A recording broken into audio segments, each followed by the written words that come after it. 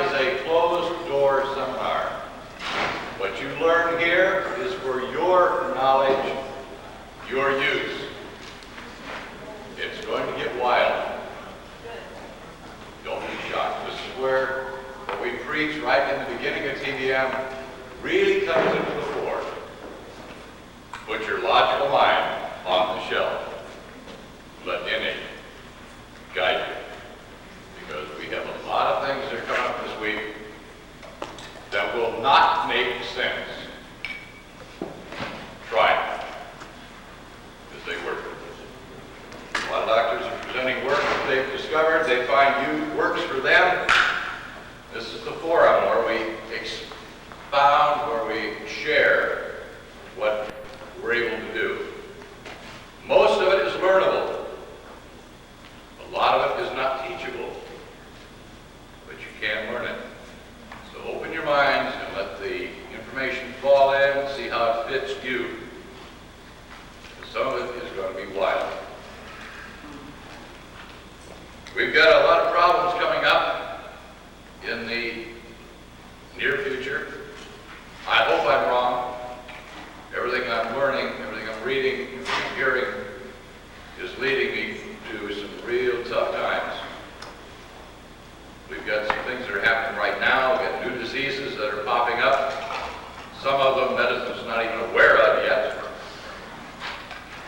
Luckily, we're ahead of the game on some of it. A lot of the problems that are coming up are coming out of Iraq. Because just like we've been talking in the question meetings for the last couple, 3 years, certain things are happening and the body, the brain, is not even aware that they've happened.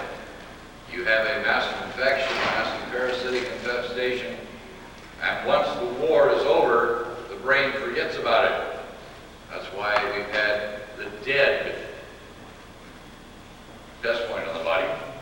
When you have dead parasites, dead bacteria, dead viruses, no longer involved in a war, but just their sheer presence is causing problems. The same thing has happened in Iraq. We had thousands and thousands of people killed. The war stopped. Nobody was designated to go out and clean up the mess. So the bodies are laying out in the desert, rotting. And now, the Shirokos are due to start now, or in the next week or so, middle of June.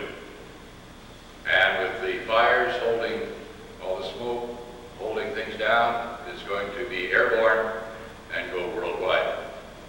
So there's 3 types of cholera that's coming. We will be having the vials for them. I have the information at the office.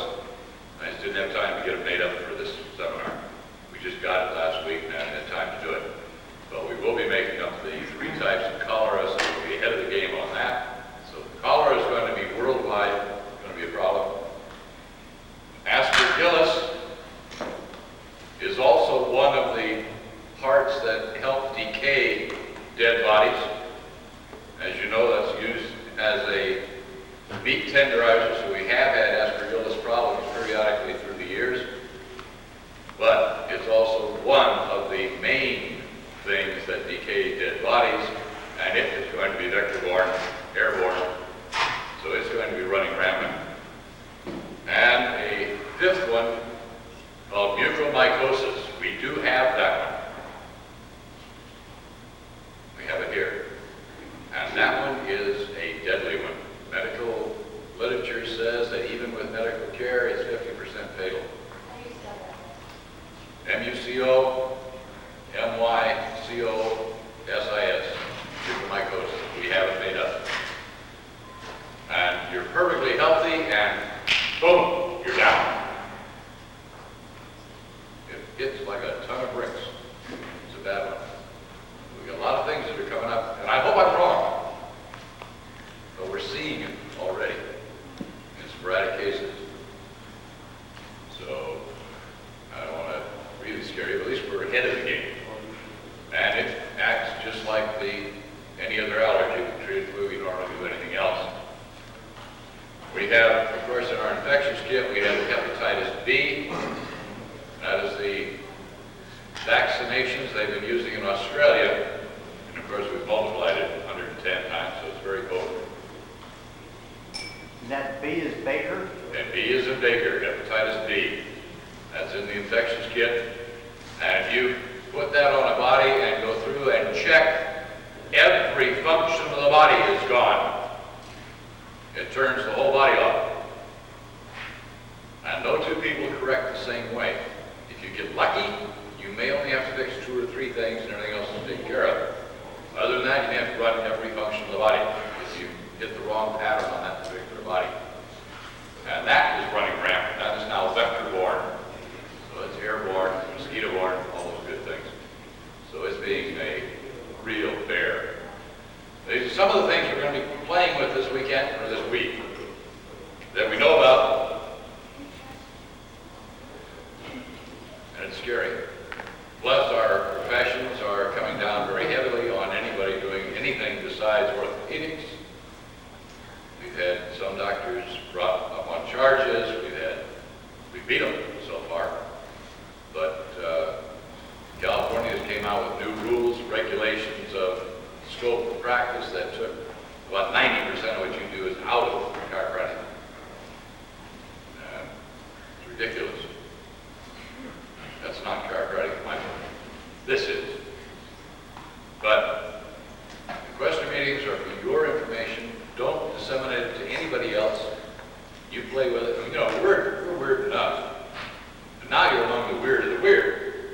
So you want to keep yourself aware of what's going on, what's available. We have fun. So, as you know, Diane and Warrior in the back, they run this show. And sitting next to him back there is Kevin, Lori's husband, my son-in-law. We're trying to blow his mind with our weirdness up here. Let him know we're human. He still thinks we're... Don't say it. Now, Diane is teaching me team sharing starting at 10 o'clock in room 408 for the spouses and significant others or staff that you run. It's a seminar that I wish I could take. Many of the doctors have taken it, and they find it to be very valuable. How to make the family a team. Many other factors. It's never the same, but she finished that book. Then she just finished another book on the attitudes of a successful office. And everyone that's seen it so far has jumped on it. They like it.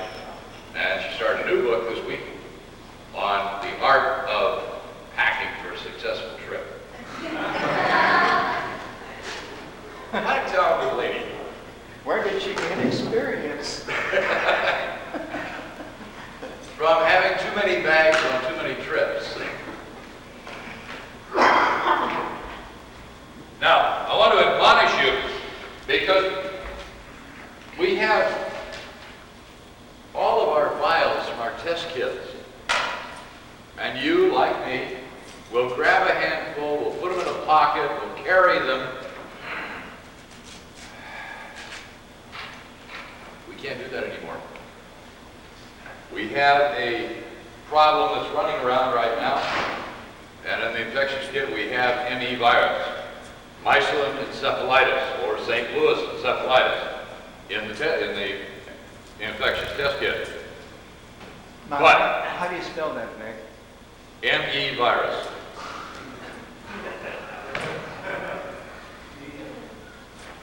We now know there are 150 varieties. In that test kit, we have 1.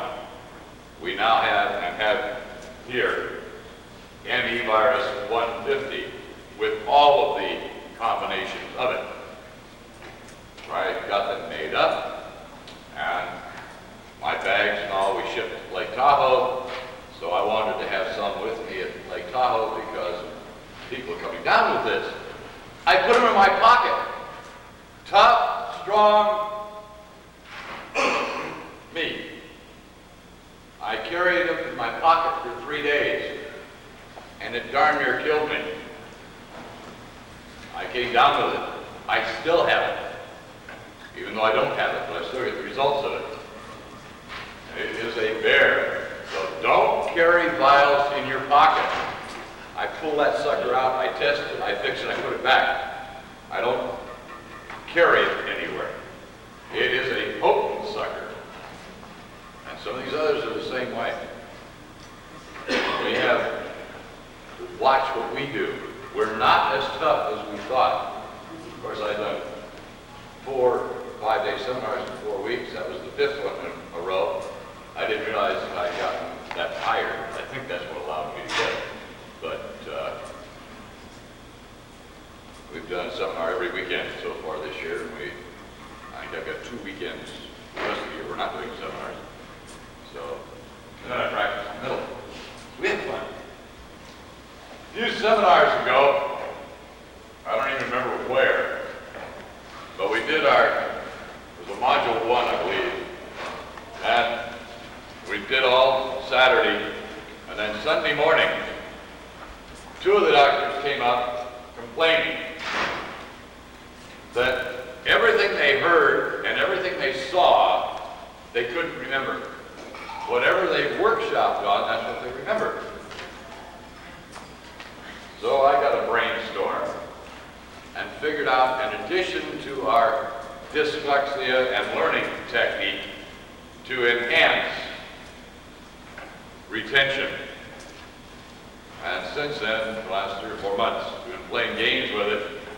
And we've also learned how to use it for hoof and mouth disease. When you get your foot in your mouth too many times. It worked on my son. And it'll work on him, it'll work on anybody.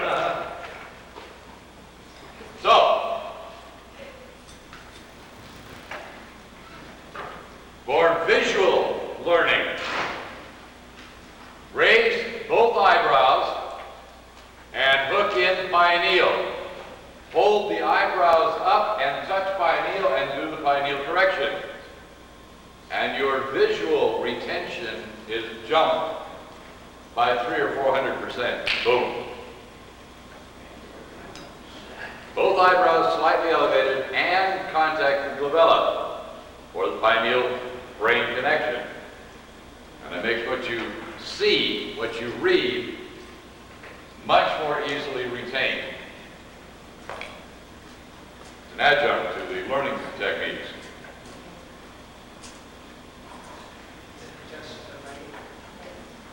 Both eyebrows and the pineal. And then do the pressure on the skull. With the 3 points held. And your visual retention is just phenomenal. Yeah, both them up and contact the belt at the same time.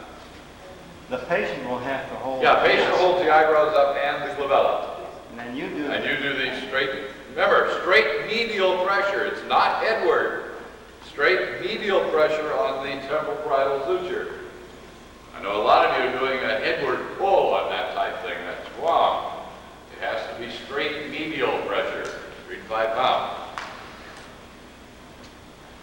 Then for hearing retention, finger in the ear, which will probably be negative, contact the glabella, and that will give you a weak muscle response. You got to do each separately, one ear then the other. Hook the ear, put a finger in the ear, and touch the glabella.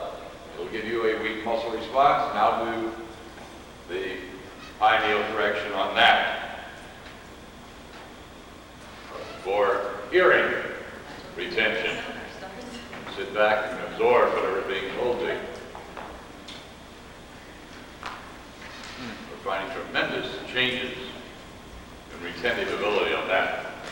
And of course, hoof and mouth. Hold the mouth and the pineal. And keep their foot out of their mouth. More often than not. Allows them to keep their mouth shut. Yeah. Well, you do the normal inspiration, correction of the pineal. All you